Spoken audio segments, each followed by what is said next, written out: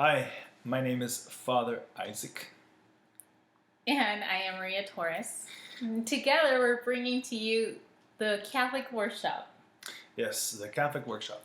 So, the idea behind this YouTube channel is for us to share that number one thing that we have in common since we are friends. We've been friends for some time now. And so, we're going to want to share our faith and hopefully also in the process that you might also learn something, maybe for the first time, maybe something to help you defend the faith that you already have, a Catholic faith, explain a few things, and so hopefully we can grow together in our spiritual life and our Christian faith. We're going to be using this platform to bring about things that we know and that have been useful for us, and also in the process to learn a little bit more about how we can better inform other people about the beauty of our faith. I don't have a lot of Catholic friends, but the ones I do are really good Catholic friends. So I'm taking advantage of that in order to inform people who want to learn more about the faith. So again, my name is Father Isaac. I am a priest of the Diocese of Fresno, which is in the beautiful state of California. And I am in a little town. I'm the pastor of a little town called Our Lady of the Rosary. Our Lady of the Rosary. And our first show is going to be on the Rosary. My name is Maria. I am a wife, a mother, and a person who's always trying to do the right thing. And I base doing the right thing on what I've learned from my faith. One thing that we do have in common is that we're both immigrants. Yes. We came to the United States when I was 8, you were 8 or 9? Yeah, 8. So we have that. And from different places. I came from a beautiful place. So did I. Oh, so did you. And I was in school for graduate school and all that, like 8 years. Doesn't show, but I did. Doesn't show for No. sure. I was in school for 9 years, 4 in undergraduate and 5 in graduate school. So yeah, we've been in school for a long time.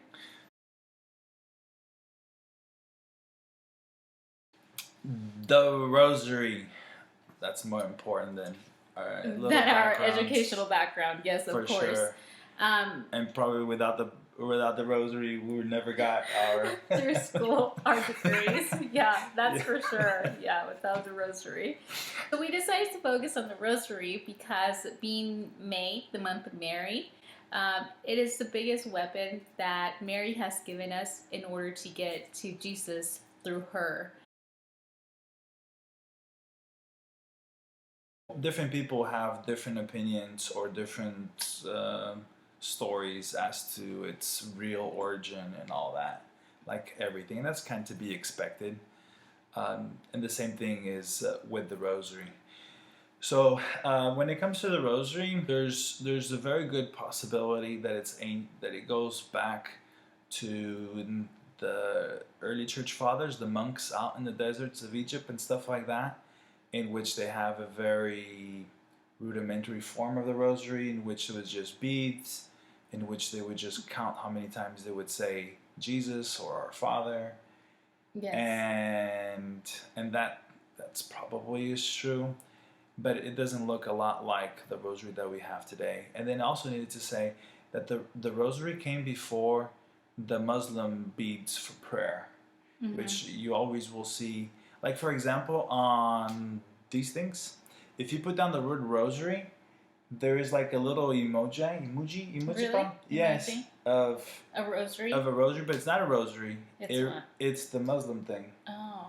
The Muslim thing, according to my notes here, it's called the mishpah. That sometimes will confuse people. That's the only reason I say that, is because sometimes people think that it comes from that because they see that and they think Muslims are old. Yeah, but Christianity is a little bit older, like a lot older, right? Yes. And so the Rosary came before that. That's just a fact, yeah? Facts. And so the Rosary then probably had that tendency from those beads of just saying Jesus, Jesus, Jesus. And then when the formation of monks, as we know it today, came about, they started to pray this thing called the Liturgy of the Hours, which is basically praying the Psalms, and there are 150 Psalms. And so this beautiful man named Saint Dominic from Spain, he was the one that had a vision and trying to answer the problems of the day, in which part of the problems of the day was this thing called Albigenism, which is basically a heresy in which people focused so much or only on spiritual things and kind of neglected like day-to-day life and things like that. And we need to be the people of who work and pray. And so through Our Lady, we believe that Our Lady was then the one that gave Saint Dominic the rosary. Maybe not necessarily a nice, beautiful gold rosary, already set to go, but definitely the concept, the idea of the rosary. And the part of the rosary is then that there are 150 beads in the full rosary, which then matches the 150 Psalms, which then matches something that every common person could then pray, just like a monk or a nun or a priest prays the Liturgy of the Hours. The rosary was given to Saint Dominic after a period of a few days of him going away, praying to Our Lady and Jesus to give him something to combat all the heresy that was going on around his lifetime. 3 of the mysteries were introduced here, which make up the 150 Hail Mary. These 3 mysteries are the joyful, the sorrowful, and the glorious mysteries. The original. And I think another thing that maybe we need to say is that when we say the word rosary, it's kind of, well, we need to understand that there's the full rosary, which includes those 3 mysteries, and there are 50 Hail Marys in each rosary, which then means 150 Psalms. Yes. But we commonly call the regular rosary, like this one out here, or actually it's yours. Thank you. It's your First Communion Rosary. First Communion. Yeah. So which it's is an beautiful. Old rosary. Yeah. And this, interesting enough, a little note, that everyone calls it the Rosary, which is perfect in English, except in Portugal. In Portugal, we make a distinction between the Rosary and the, let's say, the Mysteries, which is like a third. So in Portuguese, people commonly call it o terço. O terço, like un tercio, like a third of the rosary, rather than the full rosary. Because when you see all these beads, you say there isn't 150 Psalms here. Well, that's because there are 50 Hail Marys per mystery. 50 times 3 is 150. So that's a little bit of that. So then the mysteries. What are mysteries? What's the point of mysteries? The point is to meditate upon that mystery of the life of Christ or the life of Mary, depending on the mystery. So it is a form of meditation in which by praying we kind of disconnect from everyday world in which we're trying to put ourselves into that event of the life of Christ. And that certainly makes it more meaningful, more prayerful, because we're with Jesus. We start off with the Apostles' Creed, right? Yes. 3 Hail Marys, Our Father, and Glory Be. Yes. And then we move on to the first mystery. You pray an Our Father, followed by the Hail Marys, 10 Hail Marys, right? And if that's confusing, there's plenty of websites. There's plenty of resources that can help you with that if you're new to the Rosary. And which even, interesting enough, a lot of Catholics who are Catholics go to Mass and other things, they don't pray the Rosary for different reasons. Maybe they were introduced to it, never had it as their family. All kinds of different reasons, which any person can say why. But that certainly was not my case. I grew up praying the Rosary all the time, especially for this day, May the 13th. We always pray the Rosary on the 13th of each month, and the 12th. of the month because of Our Lady of Fatima, which is really Our Lady of the Rosary. Because when the children um, asked Mary, "What is your name? What's your title?" She didn't say, "I am Our Lady of Fatima." She said, "I'm the Lady of the Rosary." And we kind of just say Our Lady of Fatima all the time because it appeared in Fatima, but she said she is Our Lady of the Rosary. And of course, the message of Fatima is the message of prayer, and amongst them is pray the Rosary. I was introduced to the rosary through my grandfather. I remember him going to church and always bringing his rosary. Growing up, we didn't pray the rosary much, but whenever we went on trips, we would pray in the car. And that's what I do with my kids. Whenever we go to Fresno, which is like a 30-minute drive, we'll pray a decade, or we will pray more than a decade. A decade for little kids, it's a good introduction, and then moving forward, introducing more of the rosary, and eventually getting the family to pray it. Yeah, and then I think also for like little kids, like when I was a little kid, which was like not that long ago,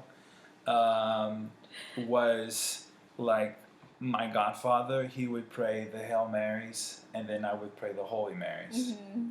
And obviously, like little children, as they're growing up, they just love when they have a responsibility of doing something, and then it helps them to then be more interactive, and they love to lead. They love to lead prayer. Yes, yes. We also have these little rosary, which is just a decade. Like, and we're not selling anything. No, we're not. No, they're just useful for kids, and they're nice. Nice for them to be included, and if there's, we have time for a decade, it's easy for them to follow, or in case they break it, you don't ruin the whole rosary. Yes, and if you ruin the rosary, you can try to put it back together or buy a new one. YouTube, there's a lot of people who put out videos out there that have the whole rosary already filmed. So all you have to do is look for it and find the one that suits you. And they're anywhere between 15 to 22 minutes, depending on how fast you watch it also. Because, nowadays you can manipulate everything and increase the speed if you don't. If they talk too slow. Yeah, if they talk slow, or if you're running out of time. But we're not going to do that with the rosary. Or with this. And definitely not with this video. No. Rather with the rosary, we're going to pray as it is, so it'll be more meaningful. And like every other prayer, the more you put to it, the more you get out of it. RosaryCenter.com is a website that has really helped me keeping up with the different mysteries of each day. And it has all the prayers laid out for you from beginning to end. And you also mentioned some applications, right? Some apps. Yeah, there are definitely a lot of apps in terms of how to pray the rosary. And there are even like different devotional rosaries. There's so much out there, as you well know. But it's always good to start with the simple forms, especially if we are new beginners, and to just start the habit, because Archbishop Fulton says that the best way to get hold of bad habits is to start new habits. So let's start with the habit of praying the rosary. It's so important because it's the weapon that Mary has given us to get close to Jesus through her. She's the Queen of Heaven. She's our mother. And we say that because on the cross, our Blessed Lord looked at Mary and the Apostle John and said, "Behold your mother." And it says, the Bible says, and he took her into his home. And so she becomes at that point mother of John the evangelist, and she becomes our mother as well. And a good disciple takes Mary with her. But we can think then of the wedding at Cana, when Mary told the waiters, do whatever he says, and she is the one that comes up to Jesus and says they don't have any wine. In other words, she interceded for them. Yes. And so those people probably came to Mary and told her that. And so that's what happens when we pray to Mary. We tell something Mary, and she takes it to our Blessed Lord. And then she tells us at the same time, do whatever He, that is my Son, tells you. And that's at the very heart of the Rosary. And since we're going to pray the Rosary, we're going to conclude today's first session. And we hope that you check us out again in the near future as we post more videos. So together we can pray. Hail Mary, full of grace, the Lord is with thee. Blessed art thou amongst women, and blessed is the fruit of thy womb, Jesus. Holy Mary, Mother of God, pray for us sinners, now and at the hour of our death. Amen. Thank you.